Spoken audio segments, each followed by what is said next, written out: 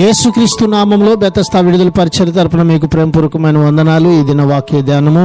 యెహోవా మహాత్మ్యము గలవాడు, ఆయన అధిక స్తోత్రము పొందతగినవాడు. కీర్తనల గ్రంథం 96వ అధ్యాయం 4వ వచనం.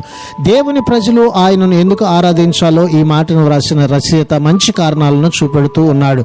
వారు చేయవలసింది చేయాలంటే ప్రోత్సాహం, పురిగొల్పడం అవసరమని అతనికి తెలుసు. ఆరాధించడానికి అతడు ఇస్తున్న కారణాలు ఇవే. దేవుడు గొప్పవాడు, అందువల్ల ఆరాధనకు ఎంతైనా ఆయన అర్హుడు. ఆయన ఈ విశ్వానికి అధిపతి, దేవుళ్ళు అనబడిన వారందరికంటే ఉన్నతుడు. ఈ లోకాన్ని మానవాళిని చేసింది కూడా ఆయనే.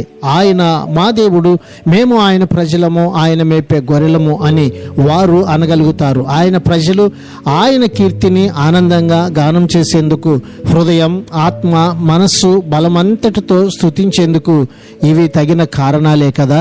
ప్రార్థన.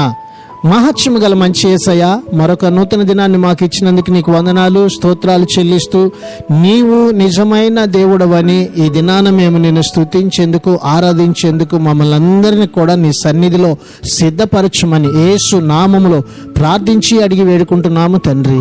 ఆమెన్.